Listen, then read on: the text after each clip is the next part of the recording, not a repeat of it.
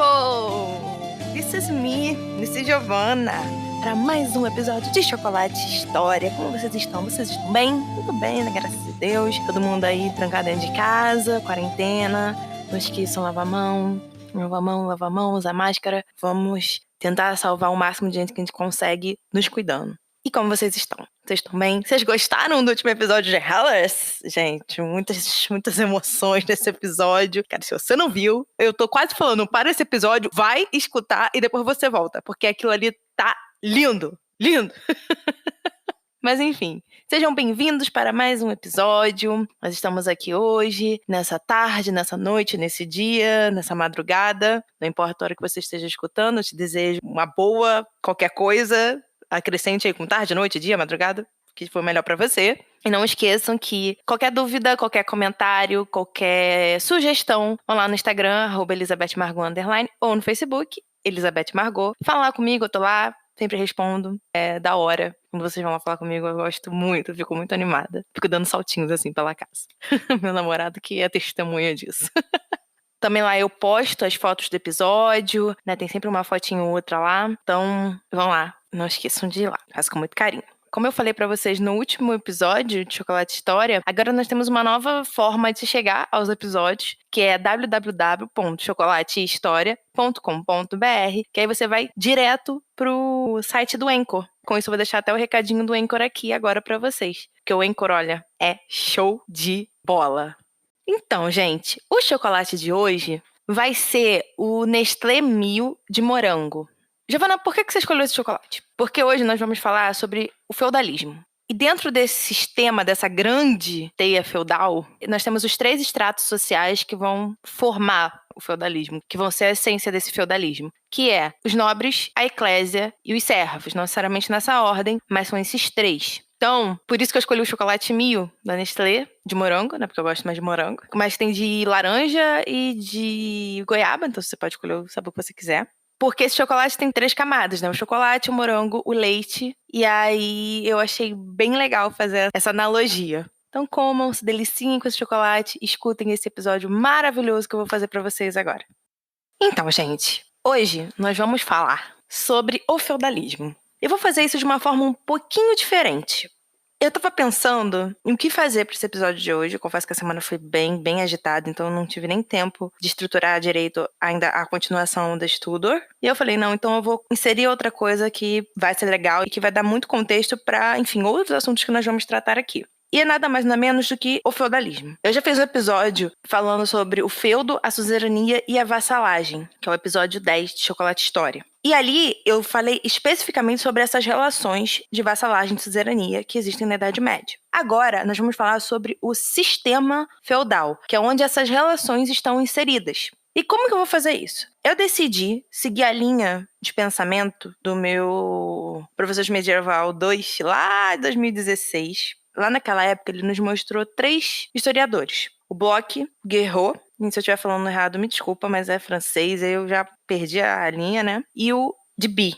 Esses 3 caras, juntos, vão nos mostrar uma ideia mais completa do que foi o feudalismo, que foi a Idade Média, de certa forma. E aí eu tava pesquisando aqui sobre o que eu iria falar, eu falei, cara, eu vou usar essa linha, que é a linha que eu particularmente gosto. Quando eu falo linha que eu particularmente gosto, é essa interação dos 3 historiadores. E basicamente vai ser assim o nosso episódio. Nós vamos falar do Bloch, do Guerreau e do Deby. Eu vou tentar mostrar pra vocês as similaridades deles, e aí a gente vai fazer um quadro onde todos eles se completam, quase como um triângulo. Bloch numa ponta, Guerreau em outra e Deby em outra. E todos eles se ligam. Um vai discordar do outro em alguma coisa? Pode ser. Um vai reafirmar o que o outro disse outra coisa? Pode ser. Mas a visão que eles trazem sobre o estudo desse feudalismo, dessa Idade Média, é tão única e, de certa forma, tão assertiva, pelo menos na minha visão, que juntos eles formam todo esse contexto feudal, medieval, que a gente vai conhecer, né, e se debruçar hoje. Então, o episódio de hoje é basicamente sobre isso. Eu espero que vocês gostem. Qualquer dúvida, gente, por favor, vão lá falar comigo de verdade, porque é essencial isso, ok? Então, vamos lá. Vamos trazer algumas ideias antes da gente começar a falar sobre o primeiro historiador, que é o Bloch. E eu primeiramente quero jogar uma pergunta para vocês, óbvio que eu vou responder, mas enfim, vamos jogar, que é o que é o feudalismo?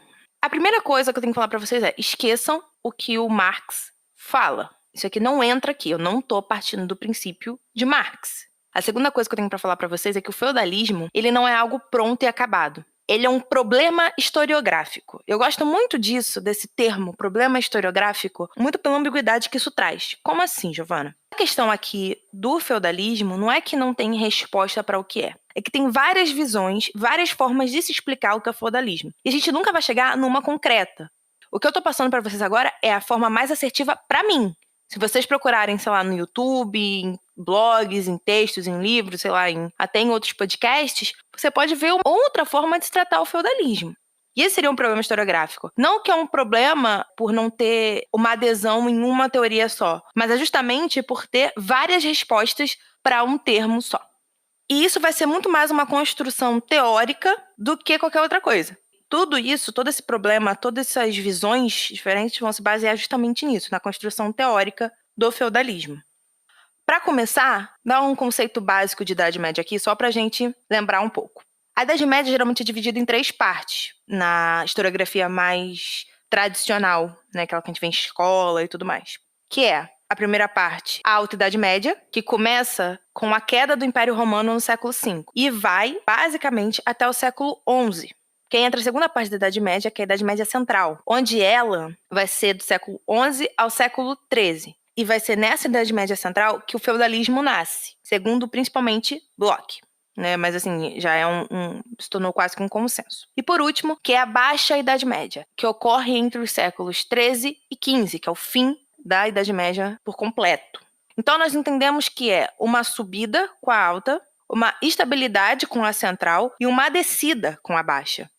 Depois dessa pequena introdução, vamos, de fato, começar o nosso conteúdo e aí ir trabalhando nessa ideia de feudalismo, de Idade Média. O primeiro historiador que nós vamos falar é Mark Bloch. Eu já fiz um episódio aqui sobre o livro Os Reis Taumaturgos. E esse livro é um dos clássicos do Bloch. Então lá eu falei um pouquinho sobre o Bloch e tudo mais. E particularmente aqui não é a minha ideia falar sobre os historiadores, porque senão o episódio vai ter, sei lá, 3 horas de duração. Vamos falar sobre Bloch. Bloch é um dos maiores historiadores que já existiram, fundador da história social. Ele vai focar justamente nessa ideia de social. Como que ele vai fazer isso? Com a homenagem vassálica, com feudo, o vassalo e senhor. Essas 3 questões. Aí você vai virar pra mim e falar assim, pô, Giovana, mas você já disse que fez um episódio sobre feudo, vassalagem e suzerania, né? Sim, e aqui eu realmente não vou falar sobre essas práticas. Então, se você tá com interesse nisso, se você de fato quer escutar só sobre isso, vai nesse episódio. É o 10. Mas eu não posso deixar de falar de como que ele abordou essa Idade Média, né? Como ele abordou esse feudalismo. O Bloch vai estudar o feudalismo no século X, XI e XII, usando fontes do Império Carolíngio. O Império Carolíngio é de Carlos Magno. Eu já fiz um episódio sobre Clovis, que é do Império Merovingio. E tudo isso é na França, né? Que não era França ainda. É naquela região ali dos francos, o carolíngio e o merovingio. Tá interessado em saber um pouquinho mais sobre o Império Merovingio? Dá uma olhada no meu episódio sobre o Clovis, que é o episódio 11, que é Clovis e a unificação do mundo franco-romano. Então, vão lá dar uma olhadinha nisso, que tá bem legal também. A primeira crítica que eu já vou fazer a Bloch é que ele vai tentar implantar uma suposta evolução e herança do mundo antigo para o mundo medieval. Como assim, Giovana? Então ele vai querer dizer que é o seguinte, tudo que o mundo medieval tem é uma evolução ou uma herança da antiguidade, do Império Romano, dos helenos, né, da Grécia, de tudo isso. Isso está equivocado, porque não dá para traçar esse tipo de argumentação em linha em um sistema tão grande de tempo e organização que é o feudalismo. Eu não posso dar uma origem a ele e nem uma linha de continuidade para um sistema tão grande em termos de temporalidade, em termos de organização. E querer englobar tudo dentro de um potinho e falar, não, ó, veio daqui. Porque a gente não tem como fazer isso. Porque isso vai dar uma visão simplista, porque ele vai generalizar um sistema enorme. E quando eu falo sistema aqui, eu não tô falando sistema econômico, eu só tô tentando usar o gatilho mental de sistema, né, de englobar muitas coisas em uma só. Ele vai usar esse sistema enorme, que é o feudalismo, como fonte da antiguidade. E isso ele vai generalizar, e ao mesmo tempo que você generaliza, você simplifica a explicação. Essas sociedades pré-modernas têm todas as suas questões sociais, culturais, políticas e econômicas juntas. Não existe uma separação desses meios. Não existe uma separação do que é social, do que é cultural, do que é político, do que é econômico. E quando eu falo pré-moderna, Eu tô falando dessas sociedades antes do iluminismo. E o grande tchan dela é que nessa sociedade vai ocorrer uma relação de dependência um do outro muito mais intrínseca, muito mais forte do que nas sociedades modernas.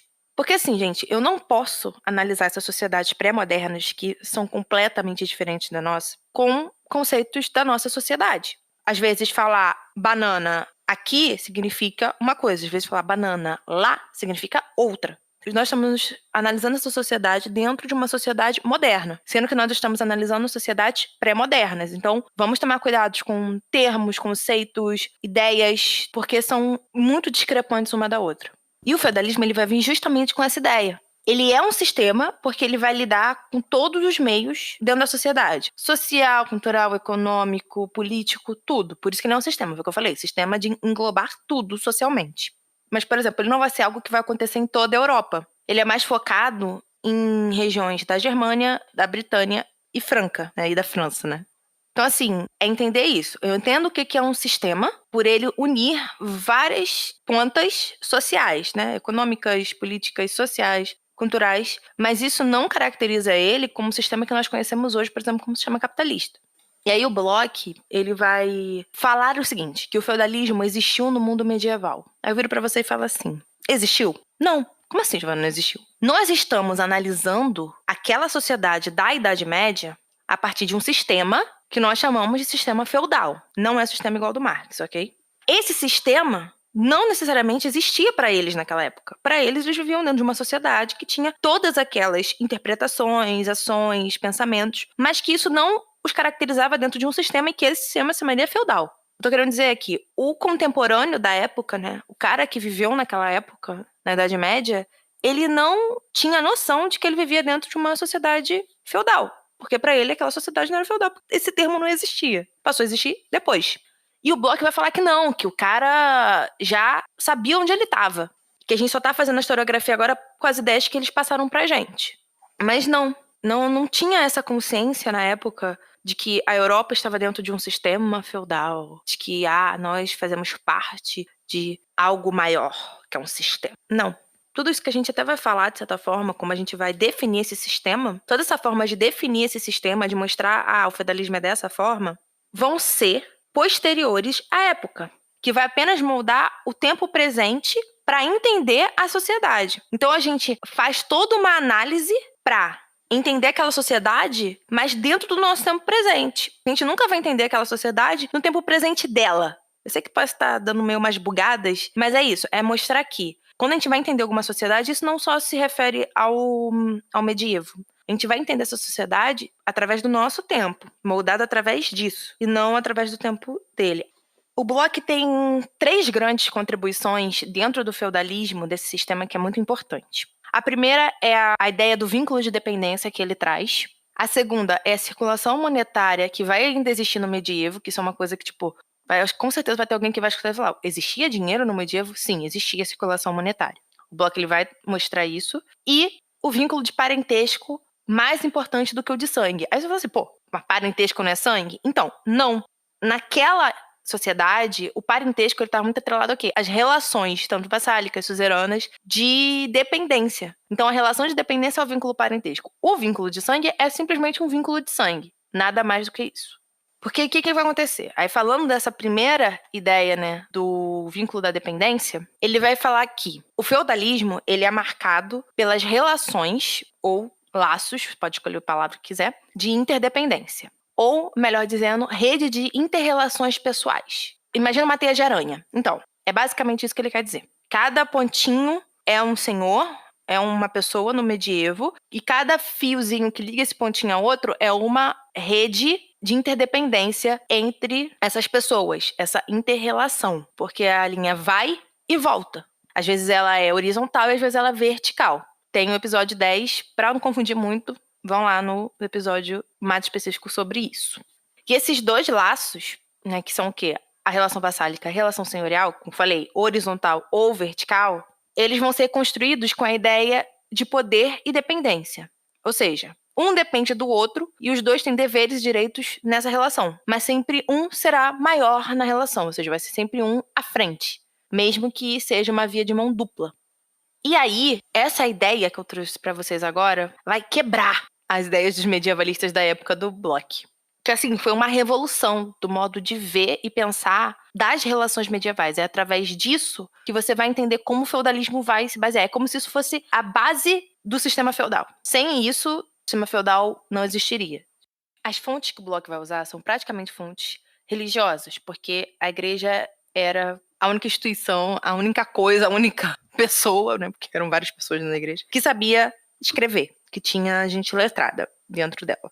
Então isso vai dar uma visão muito religiosa aos estudos do Bloch. Mas com isso ele também vai ver como que o simbolismo vai adentrar dentro dessa sociedade medieval. Porque justamente por não ser uma sociedade escrita, você precisa passar o conteúdo, né? Você precisa passar o significado, passar a importância ou sacramentalizar algo através de alguma coisa. E vai ser feito através dos símbolos. Por exemplo, a gente vai ver muito isso na própria igreja, né? Para ela estabelecer uma relação com o mundo espiritual e o mundo material, porque ela é a única que escreve, mas quem vai na missa não escreve. Então, como que eu vou fazer essa relação?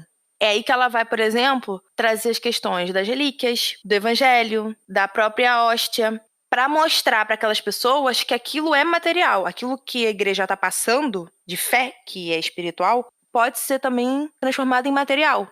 Questões um pouco mais litúrgicas.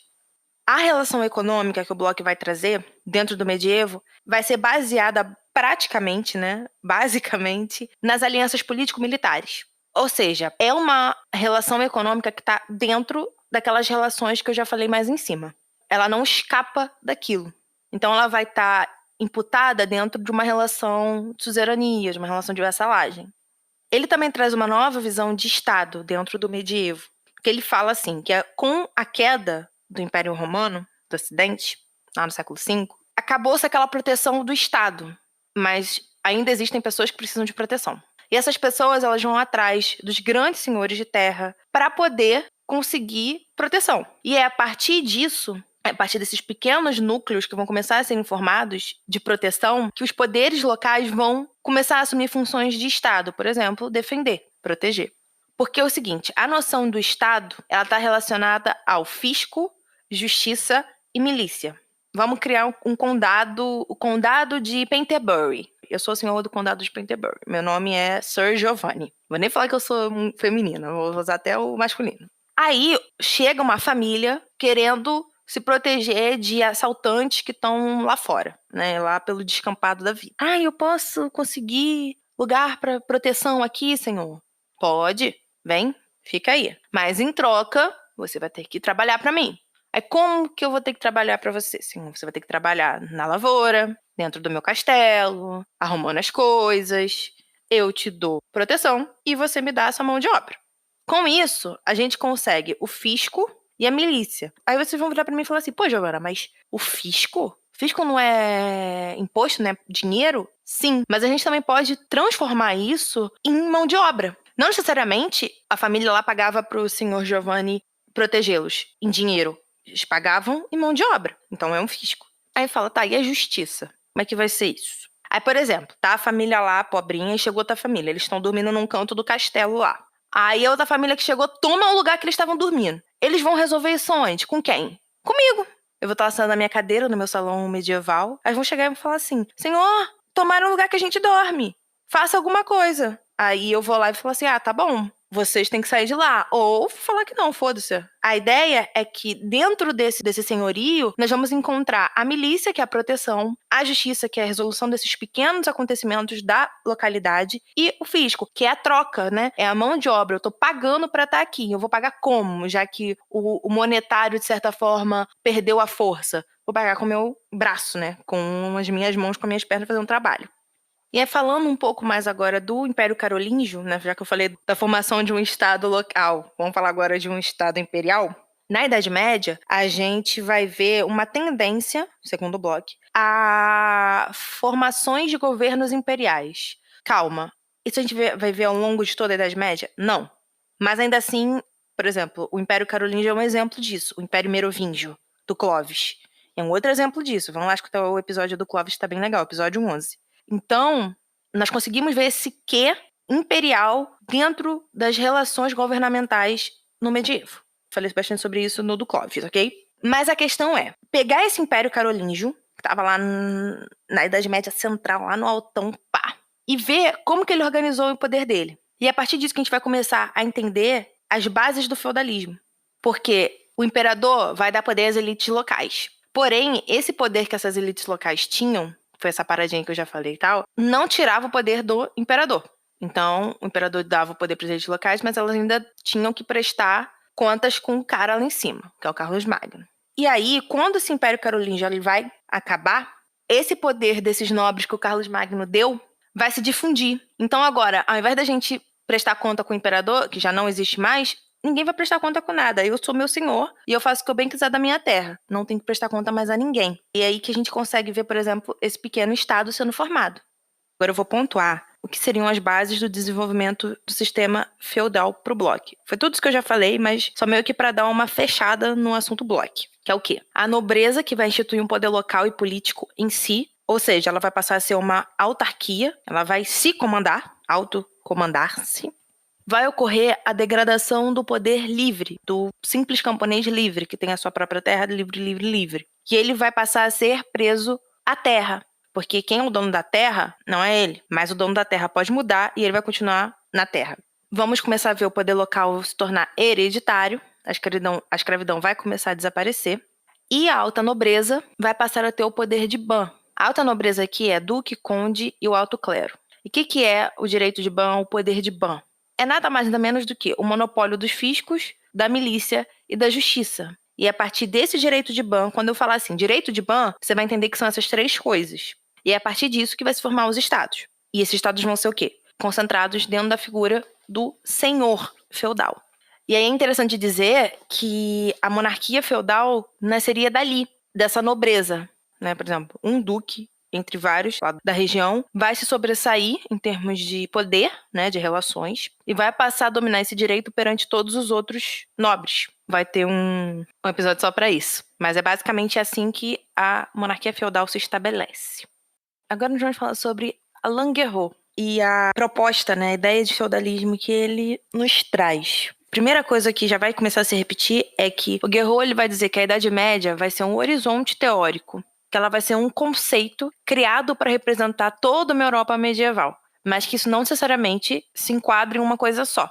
Para ele, o feudalismo é uma estrutura historiográfica que vai nascer no século XVIII, e ele se torna bem mais crítico quando ele fala que a visão atual que nós temos da Idade Média não pode ser defendida como uma construção de conhecimento, pois o iluminismo vai romper com tudo vindo antes dele e vai criar uma nova imagem para essa Europa medieval. Então, o nosso conhecimento vai partir do iluminismo. E o iluminismo vai romper com a Idade Média. Então, não vai ser uma construção, né? Uma ligação com o conhecimento. Vai ser um conhecimento através de uma quebra, através de uma interpretação que veio de uma quebra. Ou seja, a historiografia se baseou no iluminismo para estudar a Idade Média. Aí ele vai trazer alguns pontos dessa historiografia ao longo dos séculos. Por exemplo, que no século XVIII o feudalismo vai ser colocado como algo homogêneo, o que não é verdade. Que a Idade Média passa a ter uma imagem estereotipada a partir do século XVIII. Que o iluminismo vai romper com a ideia de cidade medieval e com a ideia de organização social. Para ele isso não vai existir na Idade Média, mas a gente sabe que existe. Se quiserem um episódio sobre as cidades medievais, me falem. E aí o Guerreau vai falar do Marx, dizendo que o Marx não construiu uma teoria do modo de produção feudal, porque o Marx não se aprofundou na Idade Média para criar e, assim, defender essa ideia de modo de produção feudal. Ele teria que ter se aproximado por inteiro para poder criar toda essa ideia e defender essa teoria. Só que o Marx não fez isso. Aí ele vai vir mais para o século XX e vai dizer que a historiografia do século XX, na historiografia medieval, vai ser marcada pelo positivismo, usando termos e conceitos de uma época, que é agora, para explicar a outra época que não tinha conceito em termo nenhum parecido com esse. Para ele, a gente tem que pensar a Idade Média como critérios explicativos, no plural mesmo. Porque não se tem uma forma boa e concreta de explicar esse sistema com uma linha de pensamento. Para o Guerreau, assim como a gente viu no blog, o mais indicado seria usar o termo feudalismo e colocá-lo num sistema que engloba todos os aspectos de vidas medievais, isso a gente já viu no blog. E aí ele vai se debruçar sobre dois elementos fundamentais, intrínsecos de todas as formas, enraizados, encrustilhados, tudo, do medievo. Dois elementos fundamentais, que é o dômino e a eclésia. Então, o que é o dômino para Alain Guerreau? Dômino vai ser uma relação social que vai ser construída pela simultaneidade e unidade sobre os homens e as suas terras. Palavras dele. Tentando analisar um pouquinho melhor isso. A economia medieval vai ser baseada na terra e na relação que essa terra e esse homem têm. Seja o servo, o nobre, tudo está ligado à terra. A riqueza era a terra. Então, o domínio vai ser justamente isso, essa relação entre a terra e o homem. A igreja ela vai embasar essa relação terra e homem, né? Ou seja, ela fala, não, isso está certo, continuem dependentes da terra. É isso que a igreja vai fazer, até porque a igreja é uma das maiores detentoras de terra no medievo. Um outro ponto, não tem dominante e dominado. Todos estão englobados dentro dessa situação, até a própria igreja, porque eles fazem parte da mesma sociedade, eles dependem um dos outros para aquilo funcionar. Então a igreja também vai depender da terra e dos homens que trabalham na terra. Com isso, a gente vai entender que não vai existir nada obrigatório nem imposto. Tudo isso, toda essa relação com a terra do homem e depois, né, a igreja embasando isso e também tendo, vai ser feito de forma natural. Ela vai ser colocada como uma forma de vida, de mundo dentro daquela sociedade. Como se nada existisse além daquilo. Né? O mundo é aquilo, é aquela relação do homem com a terra. Agora já vamos falar da eclésia. Tô falando bem devagarzinho pra gente entender, porque é um negócio meio complicado mesmo. A eclésia é a instituição dominante na sociedade feudal. Palavras dele. Ela vai identificar essa sociedade e todos os meios da sociedade. Tudo vai transpassar, perpassar pela eclésia. Vai ser uma organização duradoura. Vai ter regras de funcionamento e funções específicas aos membros tanto dessa instituição quanto da própria sociedade. O que é eclésia, Giovana? A eclésia é a igreja. E essa eclésia, ela vai estar em todos os aspectos sociais do medievo, junto com o domine. Sendo que o domine, ela também faz essa justificação dessa terra como forma de mundo. É a própria eclésia que faz isso. Então ela vai estar tanto atrelada a posições sociais quanto à posição do domine. Mas ela não vai estar atrelada à terra em si. Ela vai estar atrelada à ideologia medieval, ok? Então a eclésia ela vai dar sentido àquilo. É com as explicações dela, é através dela que aquele mundo, que aquela sociedade, que aquela relação de dependência entre homens e homens e terra vai ter um sentido, vai ter uma ideologia. Um outro ponto. Tudo isso que eu tô falando agora não foi nada feito por alguém. Isso aconteceu de forma natural, isso foi se desenvolvendo de forma natural. Tanto a eclésia como instituição que começou a abarcar todo o poder social, político e econômico, principalmente quando ela se une ao Estado.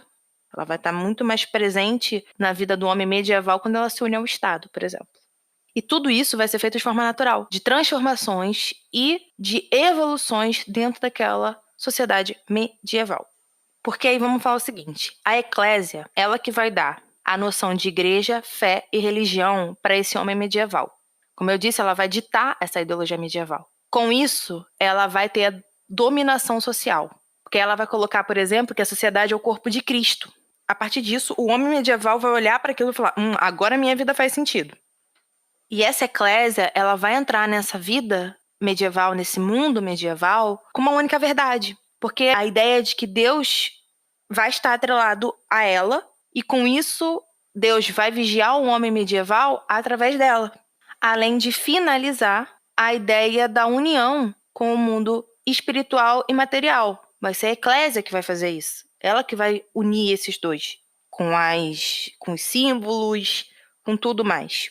E assim, quando ela fecha todo esse ciclo que eu acabei de falar, ela consolida o domine, que é o quê? A vida atrelada à terra. Novamente, a igreja é uma das maiores detentoras de terra na Idade Média. E todo esse processo que eu acabei de falar vai ser facilitado por isso também.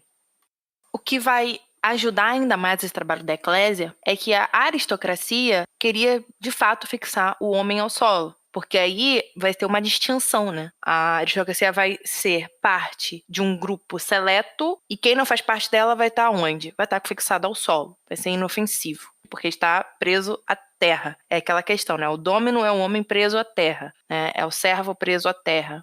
E a igreja ela vai reafirmar isso.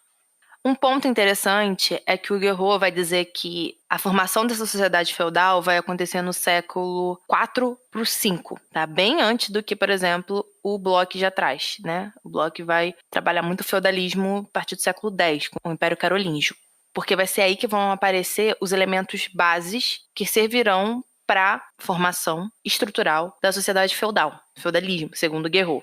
E como é que vai ser isso? Vai ser a diminuição da cunhagem de moedas, vai ser a pouca urbanização, o desaparecimento da escravidão, o fim do sistema da antiguidade.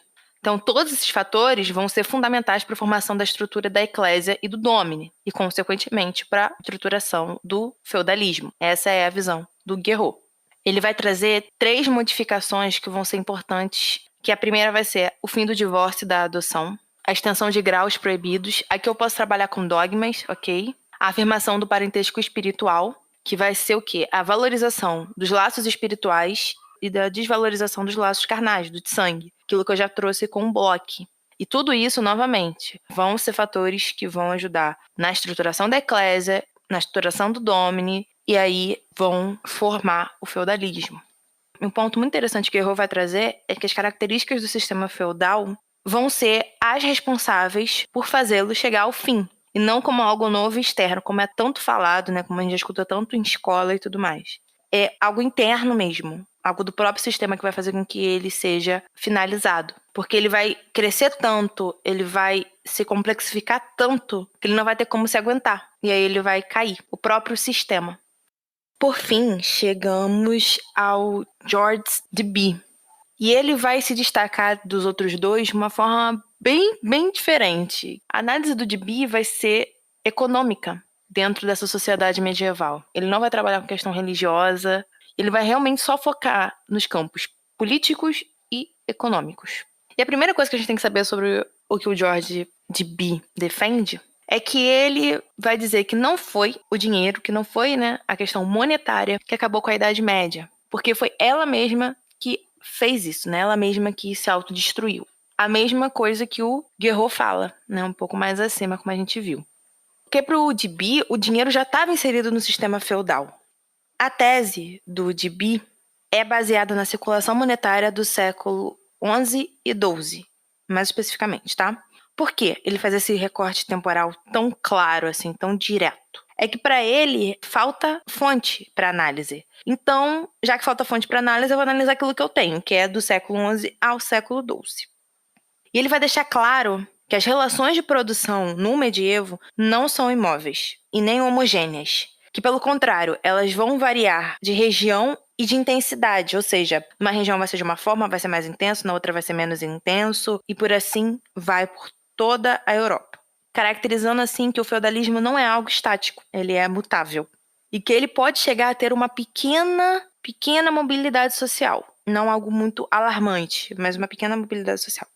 E aí um ponto muito interessante que ele vai falar é o seguinte, que essas mudanças feudais que vão ocorrer, né, ao longo de toda a Idade Média, elas não vão se desenvolver no sistema porque são frutos de alguma crise, mas sim porque elas são frutos de uma necessidade. Elas vão aparecer por serem necessárias. O feudalismo para o Deby vai ser traduzido em algumas partes aqui, que é um problema historiográfico, da mesma forma como a gente viu lá em cima com o Bloch, e de certa forma com o Guerreau. Para ele vai ocorrer na França, na Inglaterra e na Alemanha, isso é uma coisa que o Bloch também trouxe pra gente. Vai englobar religião, política e economia, coisas que os outros dois também englobavam. Ele vai reafirmar que o dinheiro não foi responsável pela crise, e para ele o sistema feudal foi instaurado no século XI. Para ele também, feudo é concessão de direito. E que direito é esse? É o direito de ban, aquele que a gente viu lá no Bloch. Então, assim, ele vai conversar talvez mais com o Bloch do que com o Guerreau, mas ao mesmo tempo ele vai trazer ideias inovadoras.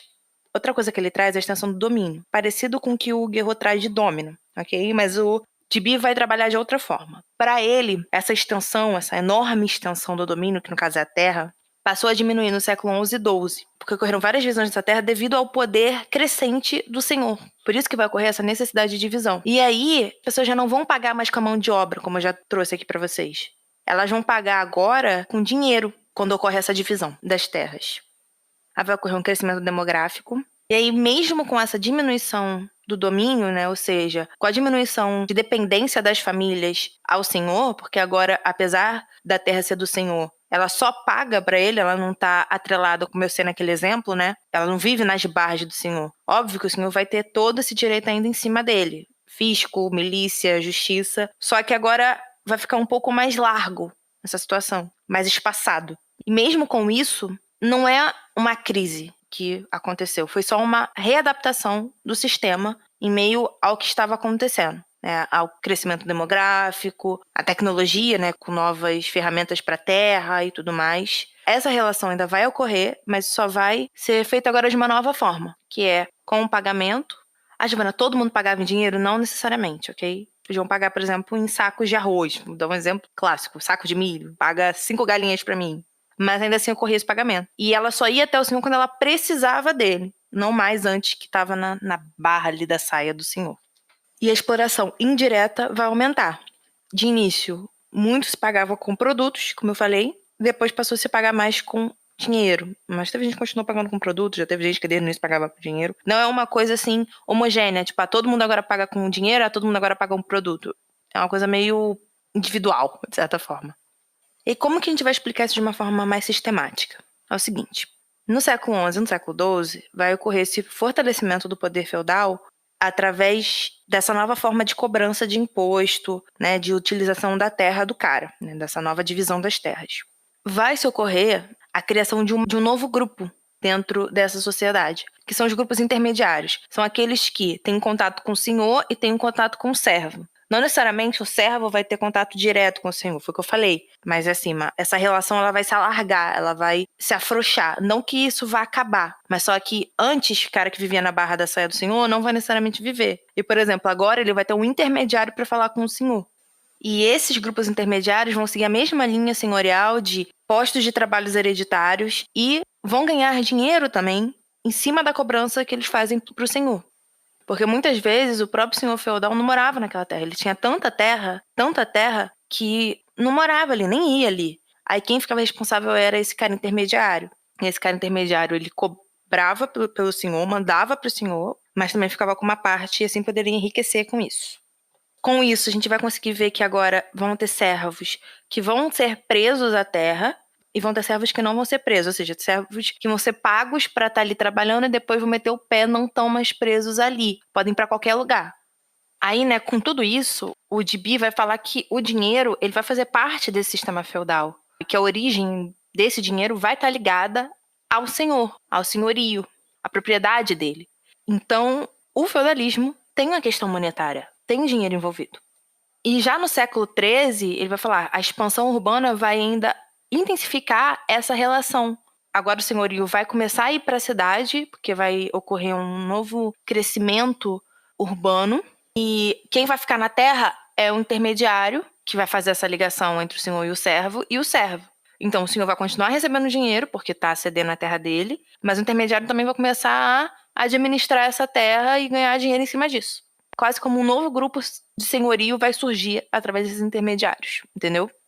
E aí, pro Gibi, a riqueza do senhor vai estar ligada à reserva de mão de obra que ele tem. E onde está essa reserva de mão de obra? Na terra. Ou seja, tudo ainda dele vai estar girando em torno da terra, mesmo que ele já não esteja tão perto dela, ou mesmo que ele receba dinheiro por estarem usando ela. Então, gente, chegamos ao fim desse episódio denso, longo, sei que talvez um pouco complicado. Se você não entendeu de primeira, escuta de novo, vai devagar, vai autor por autor. Eu quis fazer a junção deles todos porque o resumo que eu tinha feito encaixou melhor dessa forma. Porque apesar de a gente ter falado muito, eu não falei tanto sobre cada autor. Eu falei as partes principais de cada um deles. O que eu quero que vocês entendam é que a gente pode traçar até uma linha temporal, começando com Guerreau, depois indo pro Bloch e finalizando com o Gibi. Sei que não tá nessa ordem, como eu expliquei, mas acho que a gente pode trabalhar dessa forma, caso isso fique melhor pra vocês, quando vocês escutarem a segunda vez. Ou pra fechar agora, entendeu? Então entenda aqui, Guerreau, Bloch e Gibi seriam uma ordem temporal, vamos colocar assim. Eu espero que vocês tenham entendido o que é o feudalismo. Eu não vou ficar aqui refazendo conceitos, né? Que eu passei o episódio inteiro falando disso. E também espero que vocês tenham entendido que eles conversam entre si. E que com esses três a gente consegue ver um feudalismo mais completo do que simplesmente pegar só um historiador, entendeu? Só um estudo. Por isso que eu quis trazer esses três juntos. Enfim, gente, é isso. Não vou me alongar. Já minha voz tá pedindo arrego já aqui, já tá cansada. Eu espero que vocês tenham gostado. Qualquer dúvida, qualquer coisa, falem comigo. Escutem Hellas pra dar aquela distraída de episódios assim mais longos, mais densos, tá bom? Semana que vem eu tô aí. Qualquer coisa, vão lá no Instagram, @ElizabethMargot_, e no Facebook, Elizabeth Margot. Pra escutar mais episódios, só digitar www.chocolatehistoria.com.br. Vai ter o link também na descrição do episódio. Eu espero de coração que vocês tenham gostado. Fiquem com Deus. Um grande beijo e tchau!